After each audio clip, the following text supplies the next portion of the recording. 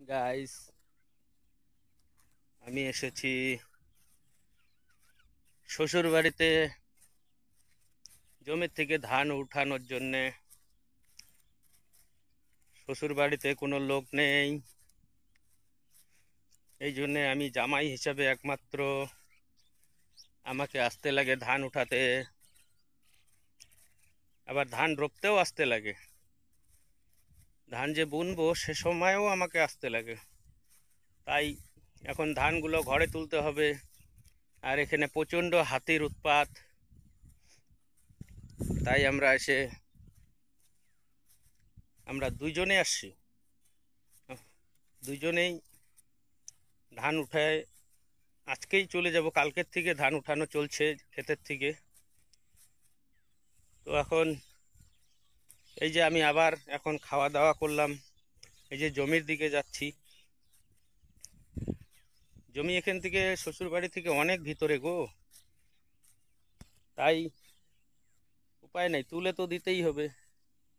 কেন, ওদের লোক নাই কোনো। তো তোমরা তোমাদের ধান জমি থেকে ঘরে আশা করি সবাই তুলেই নিয়েছো। তো সো গাইস, তো এখন আমি ক্ষেতের দিকে রওনাই দিছি। পুরা ক্ষেত তো দেখতেই পারতেছো। তো তোমাদেরও যদি কারো শ্বশুর মশাই থাকে, যদি ছেলে না থাকে, তোমাদেরকেও সহযোগিতা করতে হবে শ্বশুর বাড়িতে গিয়ে। কেন, শ্বশুরের একমাত্র ছেলে আমরাই তো গ্রহণ হই। শ্বশুরের যদি ছেলে না থাকে তো আমরা জামাইরাই ছেলে।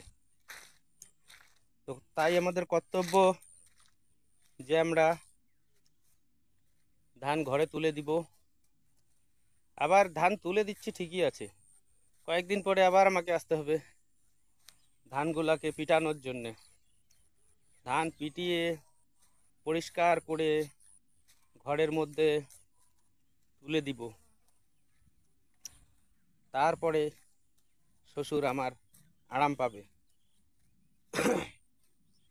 কিন্তু শ্বশুর আমার খুবই ভালো গো, শাশুড়িও খুব ভালো। এই যে মেহনত করছি না, আমাকে সব দিকে সহযোগিতা করে। ছেলে নাই, আমাকে ছেলের মতনই দেখে। তো তোমাদের শ্বশুর কেমন একটু কমেন্টে বলবে। আমার শ্বশুর শাশুড়ি তো খুবই ভালো, শ্বশুরের মতন আমার শ্বশুর হয় না, এত সুন্দর সরল মানুষ। তো গাইস, আমার মন্তব্যে আমি তো চলেই আসছি।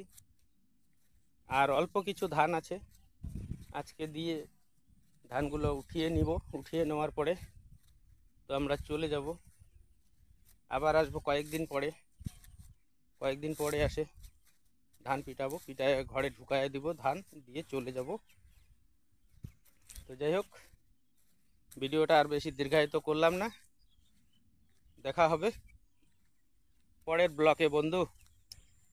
Tata, bye bye.